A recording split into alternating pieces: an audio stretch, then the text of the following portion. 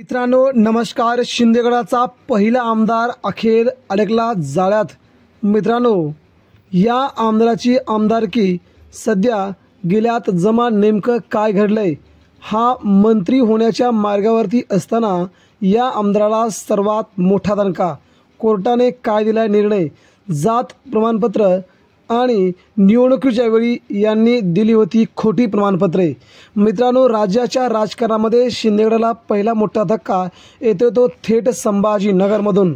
मित्रांनो महाराष्ट्रामध्ये शिंदेगडामध्ये गेलेले उद्धव ठाकरेंची आमदार आता ठाकरेंच्या शिवसेनेत परतू लागले असतानाच आता याच्या सुरुवातीला पहिला धक्का बसलाय तो अब्दुल सत्तार यांना।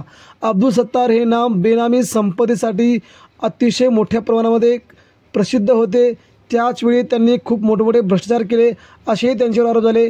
आता मात्र त्यांनी दोन्ही निवडणुकांमध्ये 2014-2019 या दोन्ही निवडणुकांमध्ये खोटी माहिती प्रमाणपत्र आणि माहिती सादर केल्याप्रकरणी त्यांना संभाजीनगर न्यायालयाने सध्या खूप मोठा दणका दिला आहे आणि त्यांना कोर्टात हजर राहण्याचे आदेश दिले आहेत।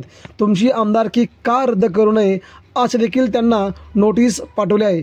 त्यामुळे हा शिंदेगडाला पहिला झटका आहे। आता अब्दुल सत्तार संभाजीनगरचे पालकमंत्री होण्याच्या मार्गावरती होते। संदीपान भुमरे यांच्यानंतर त्यांच्याकडे पालकमंत्रीपदाची धुरा होती। मात्र या अगोदरच त्यांना पहिला झटका बसल्याने शिंदेगडात मोठी खळबळ उडाली आहे। मित्रांनो आपल्याला काय वाटतंय? अब्दुल सत्तार यांची आमदारकी जाऊन त्यांची ते दोषी सापडतील का? आपली प्रतिक्रिया द्या। धन्यवाद।